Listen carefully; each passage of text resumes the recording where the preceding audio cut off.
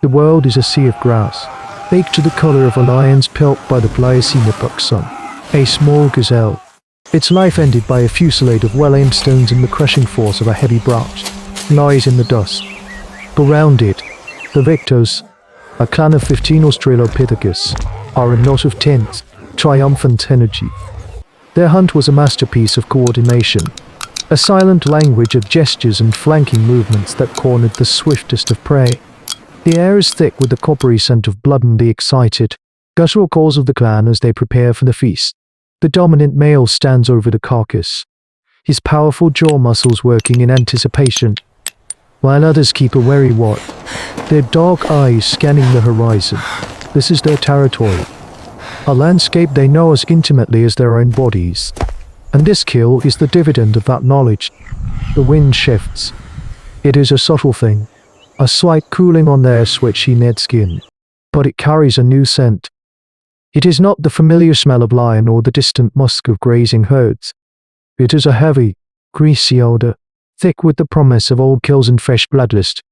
The clan falls silent, their triumphant calls dying in their throats. The leader raises his head, his wide nostrils flaring, trying to pass this alien message on the air. Then they see them. They come over the low rise not as a scattered group, but as a wave, a disciplined line of muscle and teeth. They are Hyaenodon, but not the smaller, scavenging kind that trail the great cats. These are giants, each the size of a bear, with massive skulls that are more jaw than brain, designed for one purpose, to crush bone into paste. There are 8 of them. The pack moves with a terrifying, rolling gait, a swagger of absolute confidence. They are the new masters of this place, and they have come for the kill. The Australopithecus leader lets out a booming roar, a threat display that has sent lions slinking away. He raises his heavy branch, a formidable weapon. The other males joined him, forming a bristling line, their canines bared, their own roars adding to the cacophony. For a moment, the two groups face each other in a tense standoff over the steaming carcass. It's a blow of an old order confronting a new, more brutal power. The alpha Hyaenodon, a huge female with a scarred muzzle, does not roar back. She simply takes a step forward, lowers her immense head, and emits a series of low, wet ticks from the back of her throat. It is a sound of chilling, businesslike threat. One of her pack mates mirrors her, and in another, it is the sound of a well-oiled killing machine preparing to work. The leader of the Hominid understands. He sees the pack's discipline, their size, their utter lack of fear. He weighs the gazelle against the lives of his clan. It is a swift and brutal calculation. To fight is to die. This is not cowardice. It is the highest form of intelligence. The ability to recognize an unwinnable battle. He lets out a short, sharp bark, a sound of frustration and command. It is the signal to retreat. The clan hesitates, their own aggression and hunger warring with the leader's command. But the hierarchy is strong, with backward glances of hatred and fear. They give up their prize. They retreat in a tight, defensive cluster, the males on the outside, shielding the females and young, until they reach the safety of a steep, mucky uphill. From there, they watch as the pack of bone crushers descends on their kill. The sound of femurs cracking like firewood is sharp, sickening report that echoes across the savannah, announcing the end of an era. The war is a quiet one, a campaign of hunger and fear. The Hyaenodon pack is not just a rival, they are a strategic intelligence. They learn the clan's rhythms, their preferred watering holes, the narrow game trails they use. The clan's established foraging patterns are shattered. A familiar grove of fruit trees is now a place of ambush. A reliable source of ostrich eggs is suddenly under the watchful, patient eyes of a waiting predator. The hominids find themselves being hunted in the same way they once hunted. Their movements anticipated, their habits turned against them. Their world has shrunk to a small, insecure circle around their primary shelter. A shallow cave in the side of a kopje. Hunger, once a seasonal visitor, becomes a permanent resident. The clan's response is a testament to the adaptive power of the hominid mind. If they cannot outfight the enemy, they must outthink them. Their first innovation is defensive. Under the direction of the old matriarch, the females and young begin a laborious, painful task. They scour the surrounding area for thorny acacia branches, dragging the wicked, spear-tipped limbs back to their cave. They do not build a wall, but a fence, a dense, interlocking barrier of thorns woven between the boulders at the mouth of their shelter. It is a formidable obstacle, a piece of primitive military architecture born of desperation. It will not stop the Hyaenodon, but it will slow them down. It will make a director's all too bloody, painful affair. This foresight, this ability to shape the environment for future protection, is a uniquely powerful tool in the arsenal of these human ancestors. Their second innovation is more revolutionary. It is born from a memory of a grass fire, the way the flames had driven all living things before them. They have fire, a captured flame from a lightning strike that they guard with religious devotion, but they have always seen it as a source of warmth and a tool for cooking. Now, they must learn to see it as a weapon. The leader makes a hard choice. He takes a burning brand from their precious hearth, a wrist that could see them lose their only flame, and holds it aloft. Its light a fragile shield against the encroaching dusk. The young males, watching him, slowly understand. They begin to experiment, lashing bundles of dry grass to the ends of long sticks, creating crude torches. They learn their properties, how a slow, steady wave keeps the flame alive, how a sharp thrust creates a terrifying shower of sparks.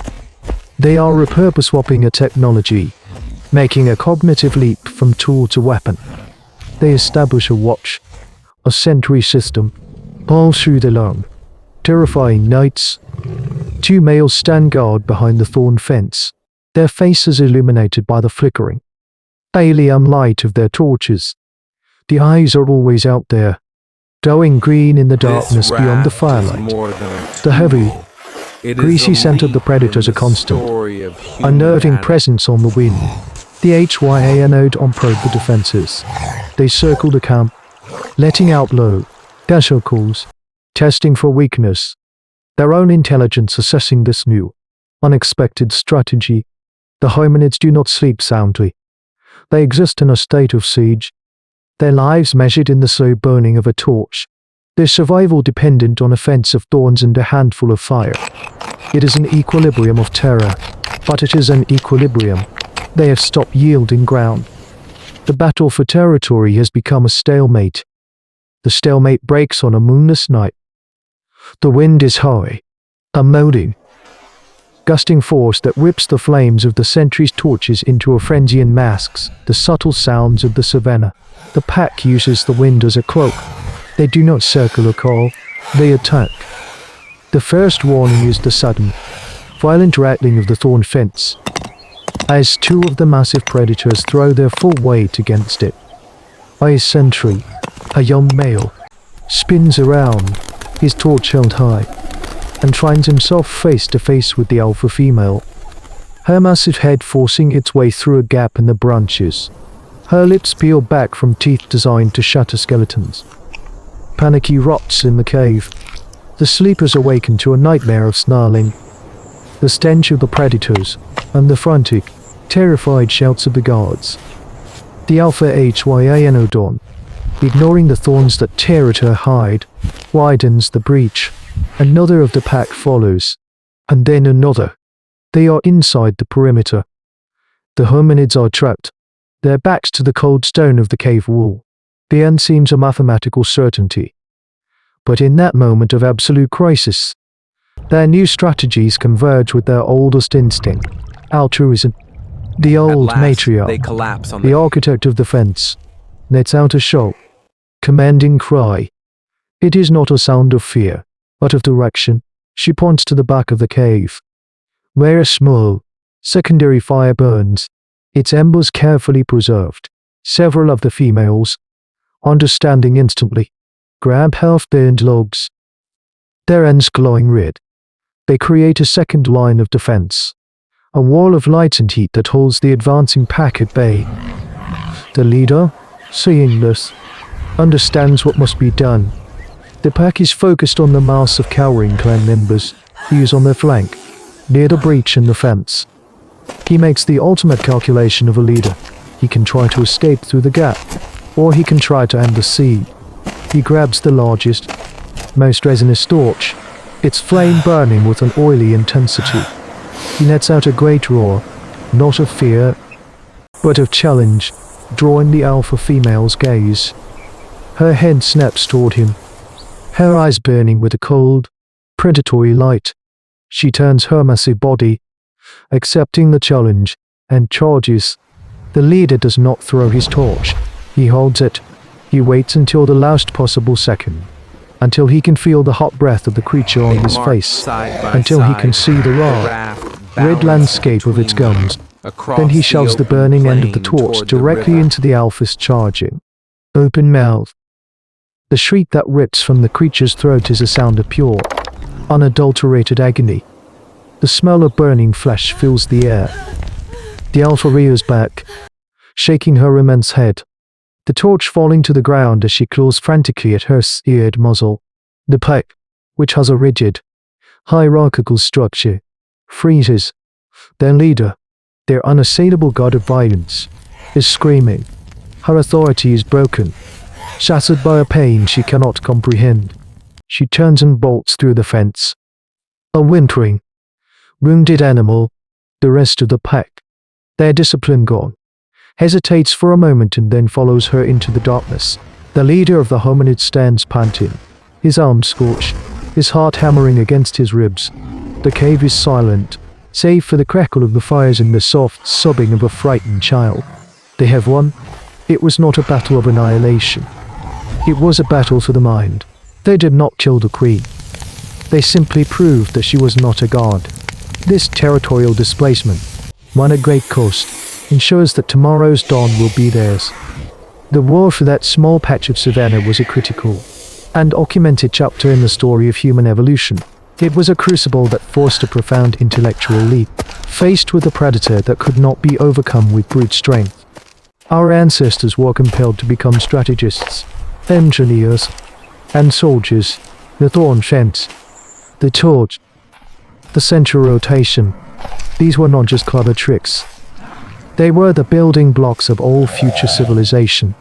They represent the moment we learned to control not just a tool, but a space, to fortify a position, to wage a campaign. The final, desperate act of the leader was more than just bravery. It was a demonstration of a new kind of power. The power of a mind that can turn an enemy's greatest strength, its aggression, into its fatal weakness. That night, the balance of power on the savannah shifted forever. It was not the strongest jaw or the sharpest claw that would inherit this world. It was the creature that could hold a fire in its hand and, more importantly, a plan in its mind. The deepest walls are not built of stone, but of courage. But what if the greatest threat comes from within the walls?